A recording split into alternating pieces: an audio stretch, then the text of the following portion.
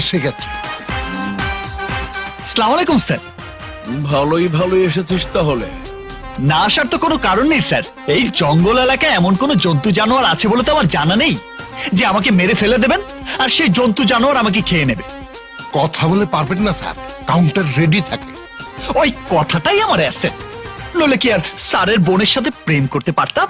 তোর প্রেমের বর্তমান পজিশনটাকে আমি জানতে পারি? 100% লাভ।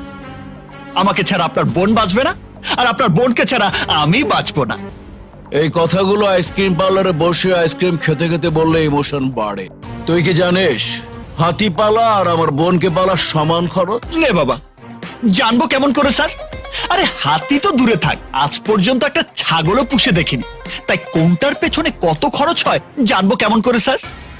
যখন জানিস না তখন আমার বোনের খরচের লিস্টটা ভালো করে শোন।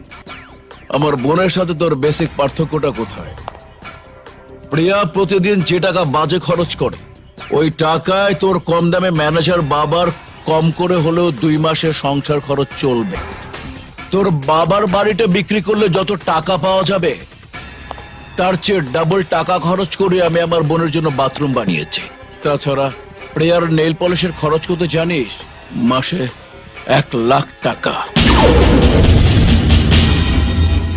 প্রিয়া পোশাকের সাথে ম্যাচ করে যেসব পার্টস ইউজ করে তার প্রত্যেকটার দাম কম করে হলেও 10 to 20,000 টাকা। তাছাড়া ড্রেস আর জুতার খরচটা বাদই দিলাম। এবার বল, প্রিয়াকে ভালোবেসে তুই ঠিক করেছিস? করিসনি। ওর জীবনটাই তুই নষ্ট করে দিবি। প্রিয়া আমার আদরের একমাত্র বোন, তাই ওর জীবনের কথা ভেবে, সুখের কথা ভেবে এই প্রথম আমি তোর কাছে হাত জোর করে বলছি, ওর জীবন থেকে তুই সরে যা। বিনিময়ে তুই যা চাস, যত টাকা চাস আমি দেব। এইবারই লাইনে এসেছেন। আসলে আপনি অনেক ট্যালেন্ট স্যার। তা আমাকে একটু ভাবতে দিন।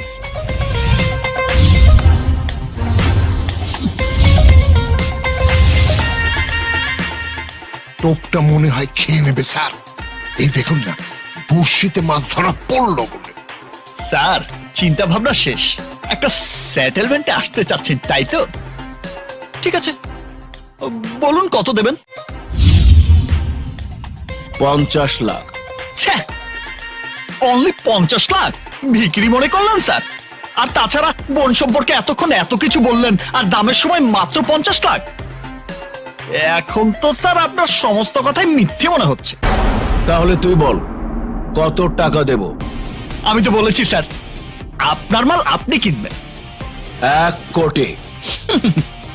আর একটু ধাক্কা দিতে হবে স্যার। সত্যি কথা বলতে কি, সকাল 6টায় ঘুম থেকে উঠে বাবার পকেট থেকে টাকা চুরি করেছি। তারপর কোচিং সেন্টারে যাবার পথে আপনার বোনকে হুন্ডার পেছনে বসিয়ে সারা শহর ঘুরে বেরিয়েছি। যেখানে যা খেতে চেয়েছে তাই খাইয়েছি। এমনকি পকেটের টাকা দিয়ে টিকিট কেটে সিনেমা দেখিয়েছি। পার্কে বসে আড্ডা মেরেছি, বাদাম খাইয়েছি। তাই বলে আমি কত টাকা খরচ করেছি সেটা দেখলে তো চলবে না স্যার। আমাদের দুজনের সম্পর্কটাকে একটু সাইকোলজিক্যালি বিচার করে দেখুন, তাহলেই বুঝবেন প্রেম ভালোবাসা কত দামি জিনিস। 1,50,00,000। ওকে স্যার, ডান।